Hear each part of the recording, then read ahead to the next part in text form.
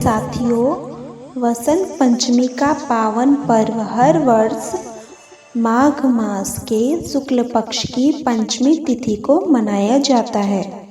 यह दिन ऋतुओं के परिवर्तन का संकेत देता है।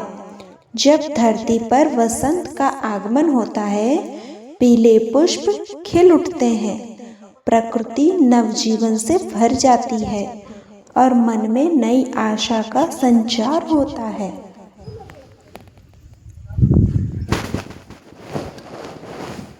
इस पावन तिथि को माता सरस्वती का प्राकट्य दिवस माना गया है। माता सरस्वती विद्या, बुद्धि, विवेक, वाणी और संस्कार की अधिष्ठात्री देवी है। इस दिन विद्या आरंभ, अध्ययन, कला, साधना और ज्ञान प्राप्ति के लिए विशेष पूजा की जाती है। शास्त्रों में कहा गया है, कथा के बिना पूजा अधूरी होती है। इसलिए आज हम आपको सुनाने जा रहे हैं वसंत पंचमी की एक अत्यंत भावपूर्ण और शिक्षाप्रद कथा, जो हमें यह सिखाती है कि ज्ञान जब करुणा से जुड़ता है तभी वह सच्चा ज्ञान बनता है। कृपया कथा को अंत तक जरूर सुने, क्योंकि अंत में माता सरस्वती की दिव्य वाणी स्वयं आपका मार्गदर्शन करेगी। यह कथा उस समय की है जब देवर्षि नारद तीनों लोकों में अपने अद्भुत ज्ञान, कठोर तपस्या और मधुर वीणा के लिए प्रसिद्ध थे। वेदों के मंत्र, शास्त्रों का गूढ़ रहस्य, पुराणों की कथा सब उनके जीवा पर ऐसे विराजमान थे जैसे वीणा के तारों पर सप्त सुर। स्वर्ग, मृत्यु और पाताल तीनों लोकों में उन्होंने भ्रमण किया था। देवता, मनुष्य और दानव सब से संवाद किया था। धीरे धीरे उनके मन में एक विचार जन्म लेने लगा, मुझसे बड़ा ज्ञानी इस सृष्टि में कौन है। यही विचार धीरे धीरे अहंकार का रूप लेने लगा। जो हृदय कभी हर जीव में ईश्वर देखता था, अब अपने ही ज्ञान के प्रकाश में इतना डूब गया कि दूसरों का दुख उसे दिखाई ही नहीं देता था।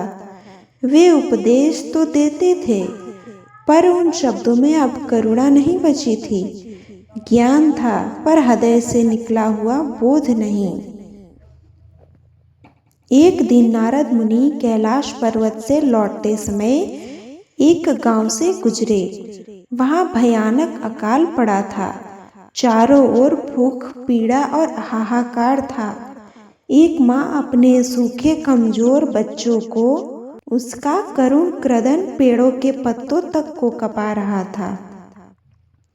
नारद मुनि क्षण भर रुके, दृश्य देखा और मन में विचार आया, यह तो संसार का नियम है। जन्म और मृत्यु, सुख और दुख सब माया है। और वे नारायण नारायण का जाप करते हुए आगे बढ़े। उनके हृदय में उस माँ के लिए कोई कंपन नहीं हुआ। यह दृश्य देवता को भी विचलित कर गया। ब्रह्मा, विष्णु और महेश तीनों ने माता सरस्वती से प्रार्थनाएं की, हे देवी, नारद आपके ही ज्ञान से मोहित हो गए हैं। केवल आप ही उन्हें इस मोह से मुक्त कर सकती हैं। माता सरस्वती मंद मुस्काई और बोली, ज्ञान जब अहंकार बन जाए तो वही सबसे बड़ा अज्ञान होता है। उन्होंने पृथ्वी पर एक साधारण लगभग 10 वर्ष की बालिका का रूप धारण किया। नाम रखा बोध। एक दिन नारद मुनि वन से गुजर रहे थे। उन्होंने देखा एक छोटी बालिका जलधारा के पास बैठी हाथों में जल लेकर उसे देख रही है। बालिका बोली, मुनिवर, क्या यह जल प्यास बुझा सकता है जब तक इसे कोई पी ना ले? फिर उसने कहा, ठीक वैसे ही आपका ज्ञान भी जब तक प्रेम, करुणा और सेवा ना बने तब तक वह किसी के काम का नहीं। उसने अकाल की उस माँ की याद दिला दी। नारद का हृदय कांप उठा। उनकी वीणा हाथों से गिर पड़ी। क्षण भर में बालिका लुप्त हो गई और उसके स्थान पर श्वेत प्रकाश प्रकट हुआ। साक्षात माता सरस्वती वीणा धारण किए हुए श्वेत कमल पर विराजमान थी। नारद मुनि उनके चरणों में गिर पड़े। माता बोली, पुत्र, ज्ञान तब पूर्ण होता है जब वह किसी के दुखों को समझ सके। भूखे को भोजन दे, रोते को सांत्वना दे। नारद मुनि के भीतर अहंकार का अंत हो गया और उनकी वीणा से अब केवल सुर नहीं, करुणा भी बहने लगी। माता सरस्वती की दिव्य वाणी। हे मानव, मैं ग्रंथों में नहीं, तेरे हृदय में वास करती हूँ। जिस विद्या में करुणा नहीं वह अज्ञान है। जिस ज्ञान से सेवा ना हो वह अहंकार है। प्रिय साथियों, वसंत पंचमी हमें यही सिखाती है कि ज्ञान का अंतिम रूप प्रेम है और प्रेम का अंतिम रूप सेवा। माता सरस्वती की कृपा आप सभी पर बनी रहे।